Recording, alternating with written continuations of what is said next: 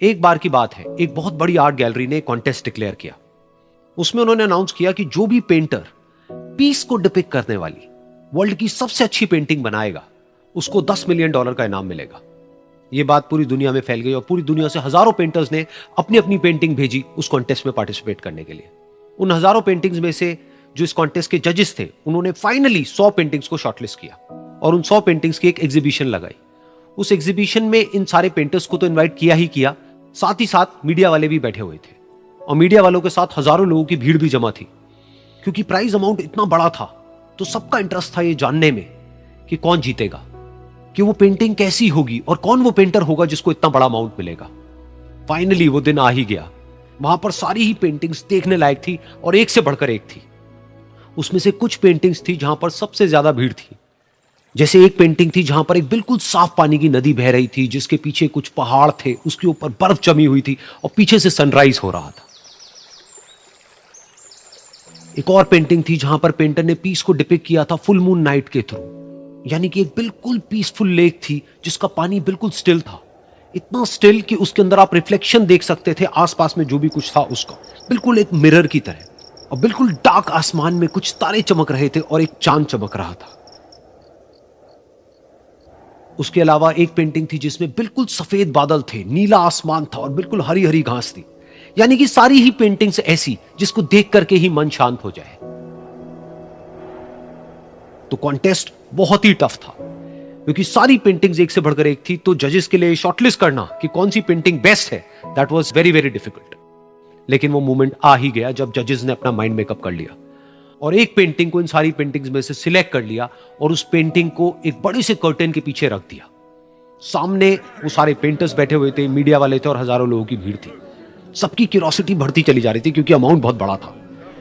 लेकिन जैसे ही वो पर्दा हटा और सामने से सबने उस पेंटिंग को देखा तो सब हैरान रह गए। सब एक दूसरे की शक्ल देखने लगे। किसी को कुछ समझ नहीं आ रहा था कि एक्चुअल में हो क्या रहा है, क्योंकि वो पेंटिंग जो वहां पर दिख रही थी वो दूर दूर तक शांति को डिपिक्ट नहीं कर रही थी। तो सबको लगा कि शायद उस आर्ट गैलरी से कोई गलती हुई है या जजेस से कोई गलती हुई है और किसी गलत पेंटिंग को वहां पे रख दिया है। तो कुछ पेंटर्स एक साथ गए, जाकर के उस आर्ट गैलरी के ओनर से मिले और जाकर के उससे पूछा कि क्या ये कोई गलती है, गलती से कहीं कोई गलत पेंटिंग तो आपने वहां पे नहीं रख दी है। तो आर्ट गैलरी वाला थोड़ा सा मुस्कुराया और बोला नहीं, ये पेंटिंग बिल्कुल ठीक है। जजेस ने इसी पेंटिंग को सिलेक्ट किया है और यही पेंटिंग आज की विनर है।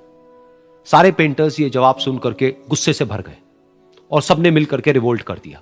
और ये देख करके सारे मीडिया वाले अपनी अपनी जगह से खड़े हुए और भागते हुए गए उस आर्ट गैलरी के ओनर के पास में और अपने अपने माइक्स उनके मुंह के आगे कर दिए। तो अगेन वो आर्ट गैलरी का जो ओनर था वो हल्का सा मुस्कुराया और उसने कहा कि मुझे कुछ बोलने से पहले एक बार इस पेंटिंग को आप लोग ध्यान से देखिए, थोड़ा पास से देखिए, शायद आपको कुछ ऐसा नजर आए जो दूर से नजर नहीं आ रहा है। क्योंकि आप सबने एक चीज तो देख ली कि इस पेंटिंग में आंधी है, तूफान है, चारों तरफ सब कुछ तहस नहस हो रहा है, आसमान में बिजली कड़क रही है, काले बादल हैं, ये सब तो आपने देख लिया। लेकिन एक चीज नहीं देखी कि इस पेंटिंग में एक घर भी है। उस घर में एक छोटी सी खिड़की है जहां पर एक आदमी खड़ा हुआ है। ध्यान से जाकर के देखिए, वो जो आदमी खड़ा हुआ है और बाहर देख रहा है उस घर से, उसके चेहरे पर कोई डर नहीं है बल्कि एक हल्की सी मुस्कान है, एक ठहराव है, एक सुकून है। और यही है शांति का असली मतलब।